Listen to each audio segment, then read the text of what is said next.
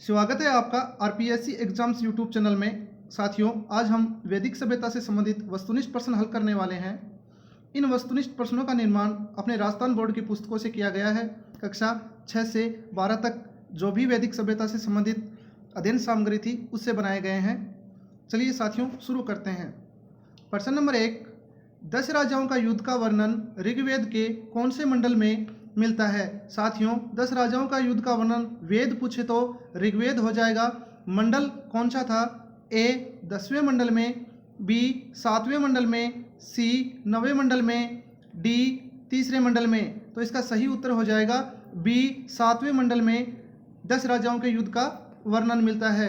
10 राजाओं का युद्ध रावी नदी के तट पर हुआ था। राजा सुदास और विश्वामित्र के बीच हुआ। इसमें सुदास की विजय हुई। प्रश्न नंबर 2, ऋग्वेद में कितने अध्याय का उल्लेख है? ए 10, बी 7, सी 8, डी 6। तो इसका सही उत्तर हो जाएगा ऋग्वेद में अध्यायों की संख्या 10 थी, 1028 सूक्त थे। प्रश्न नंबर 3, निम्नलिखित में से सही कथन नहीं है।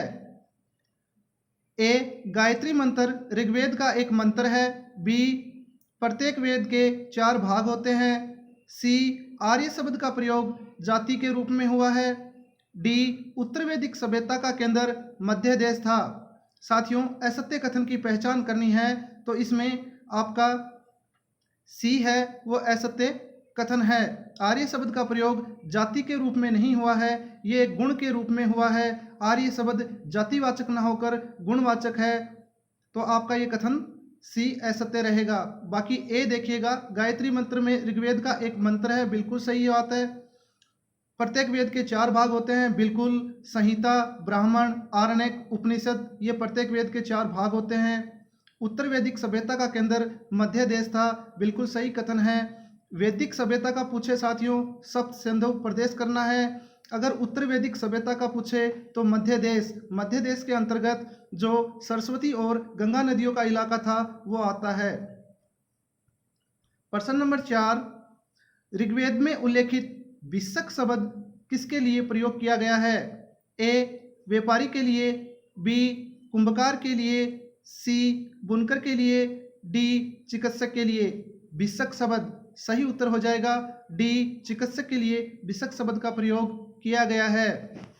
प्रश्न नंबर 5, मैं मंत्र निर्माता हूँ, मेरे पिता वेद हैं और मेरी माता पत्थर की चक्की से अन्न पीसने वाली महिला है। इसका उल्लेख किस वेद में किया गया है? ए ऋग्वेद में, बी सामवेद में, सी यजुर्वेद में, डी अथर्ववेद में। इसका सही उत्तर हो जाएगा ए ऋग्वेद में। इस उक्ति का ऋग्वेद में प्रयोग किया गया है। प्रश्न नंबर 6, किस ब्राह्मण ग्रंथ में कहा गया है कोई भी व्यक्ति ज्ञान से ब्राह्मण बनता है ना कि जन्म से? Option A Shatapatha Brahmana, B Gopatha ब्राह्मण, सी ऐत्रेय ब्राह्मण, डी तैत्तिरीय ब्राह्मण। इसका सही उत्तर हो जाएगा ए शतपथ ब्राह्मण में इस उक्ति का उल्लेख किया गया है। यह उक्ति वर्ण व्यवस्था पे आधारित थी। प्रश्न नंबर 7, वैदिक मंत्रों की व्याख्या करने वाले ग्रंथ क्या कहलाते हैं? ए आरण्यक, बी उपनिषद, सी वेदांत, डी ब्राह्मण ग्रंथ। इसका सही उत्तर हो जाएगा ब्राह्मण ग्रंथ। वैदिक मंत्रों की व्याख्या करने वाले ग्रंथ ब्राह्मण ग्रंथ कहलाते हैं।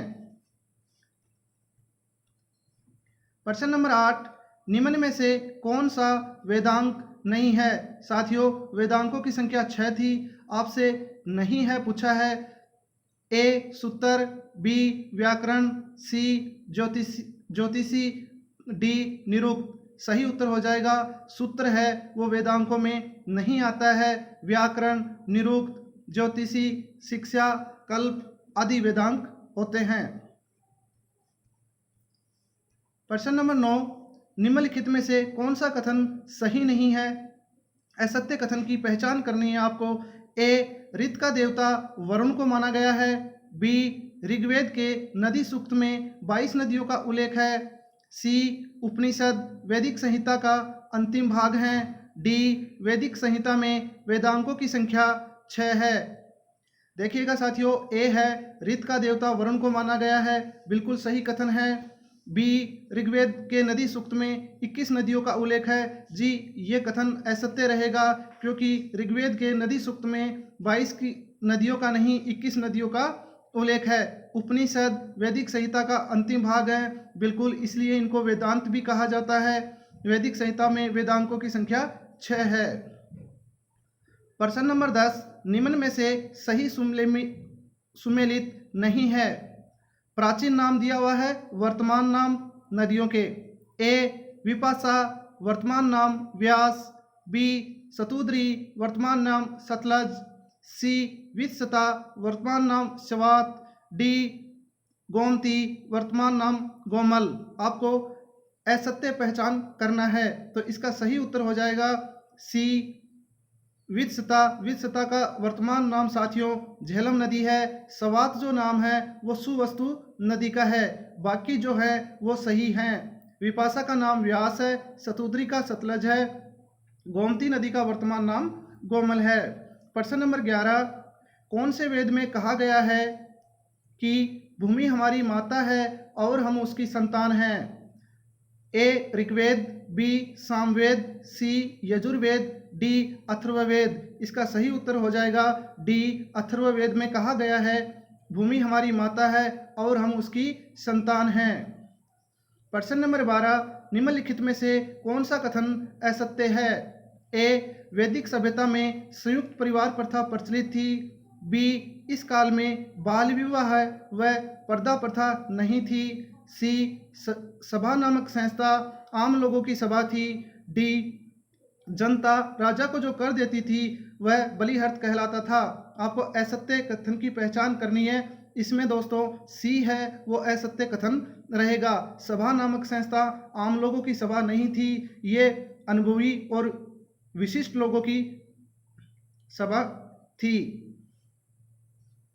प्रश्न नंबर 13, निम्न में से कौन सा संस्कार जन्म के बाद संबंधित है? साथियों, वैदिक सभ्यता में 16 संस्कारों का उल्लेख किया गया है। उनमें से कुछ संस्कार जन्म के पूर्व होते हैं, बाकी के संस्कार जन्म के बाद में होते हैं। तो आपको उसकी पहचान करनी है जो जन्म के बाद से संबंधित है। ए, पुष्पन संस्कार। बी, निष्क्रमण संस्कार। सी, गर्भाधान संस्कार। डी, सीमांतोनयन संस्कार। आपका इसमें सही उत्तर हो जाएगा निष्क्रमण संस्कार। बाकी के जो 3 हैं, पुष्पन संस्कार, गर्भाधान संस्कार, सीमांतोनयन संस्कार, ये जन्म के पहले के संस्कार हैं। प्रश्न नंबर 14, निम्नलिखित में से कौन सा वेद गद्य एवं पद्य दोनों भागों में लिखा गया है? ए, ऋग्वेद। बी, यजुर्वेद। सी, सामवेद। डी, अथर्ववेद। इसका सही उत्तर हो जाएगा बी, यजुर्वेद गद्य एवं पद्य दोनों में लिखा गया है। प्रश्न नंबर 15 है, निम्नलिखित में से कौन सा कथन असत्य है? ए, ऋग्वेद सबसे प्राचीन वेद है। बी, यज्ञों में प्रयुक्त होने वाले श्लोक एवं मंत्र सामवेद में उल्लेखित हैं। सी, भारतीय संगीत का उद्भव सामवेद से हुआ है। डी, चिकित्सा विधि एवं रोगों से संबंधित ज्ञान अथर्ववेद में संकलित है। असत्य कथन अपने को देखना है, तो इसमें असत्य कथन बी वाला हो जाएगा। यज्ञों में प्रयुक्त होने वाले श्लोक एवं मंत्र सामवेद में उल्लेखित हैं। दोस्तों, ये यजुर्वेद में है, ना कि सामवेद में। सामवेद का विषय है गीत संगीत से है। प्रश्न नंबर 16, निम्नलिखित में से वैदिक सामाजिक जीवन की प्रमुख विशेषता थी? ए, संयुक्त परिवार प्रथा। बी, जीवन में 16 संस्कारों का महत्व। सी, वसुदेव कुटुंबकम की भावना। डी, उपरोक्त सभी। साथियों, ये सभी सामाजिक जीवन की विशेषता थी। प्रश्न नंबर 17, निम्नलिखित में से असत्य कथन की पहचान कीजिए। ए, वैदिक काल में वर्ण व्यवस्था कर्म और श्रम के सिद्धांत पर आधारित थी। बी, ऋग्वेद के 10वें मंडल के पुरुष सूक्त में वर्ण व्यवस्था की जानकारी मिलती है। सी, 10 राजाओं का युद्ध रावी नदी के तट पे हुआ। डी, 10 राजाओं के युद्ध में विश्वामित्र की विजय हुई। असत्य कथन की पहचान करनी है। इनमें से डी, 10 राजाओं के युद्ध में विश्वामित्र की विजय हुई, ये असत्य कथन है, क्योंकि इस युद्ध में सुदास की विजय हुई थी। प्रश्न नंबर 18, ऋग्वैदिक सभ्यता में अघन्या शब्द किसके लिए प्रयुक्त हुआ है? ए गाय के लिए, बी बकरी के लिए, सी घोड़े के लिए, डी बैल के लिए। इसका सही उत्तर हो जाएगा अघन्या शब्द गाय के लिए प्रयुक्त हुआ है।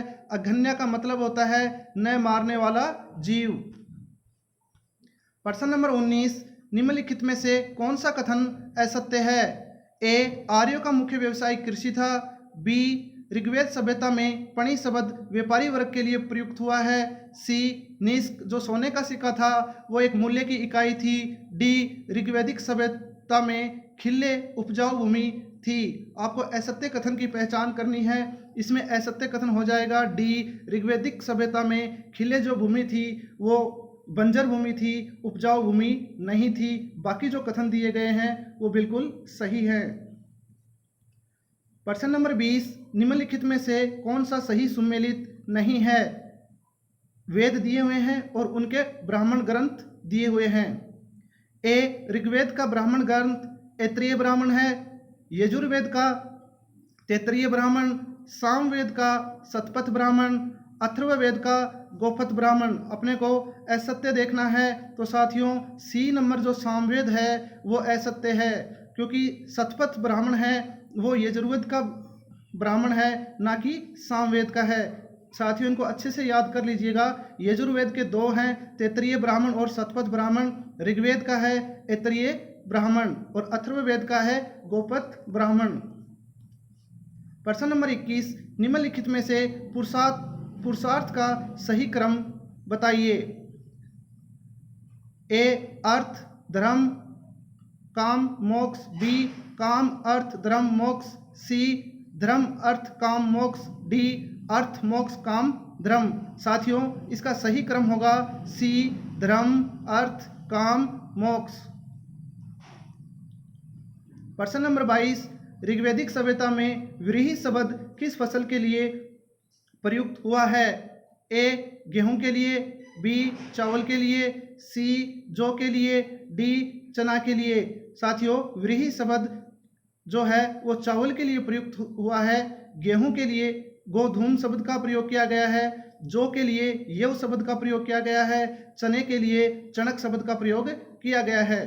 प्रश्न नंबर 23, निम्नलिखित में से कौन से वेद के दो भाग शुक्ल एवं कृष्ण हैं? ए ऋग्वेद, बी सामवेद, सी अथर्ववेद, डी यजुर्वेद। तो इसका सही उत्तर हो जाएगा डी यजुर्वेद के दो भाग हैं शुक्ल और कृष्ण। साथियों ये प्रश्न वस्तुनिष्ठ प्रश्न थे जो वैदिक सभ्यता पर आधारित थे। प्रश्नों का लेवल कैसा लगा कमेंट बॉक्स में ज़रूर बताइएगा। मिलते हैं अगले वीडियो में।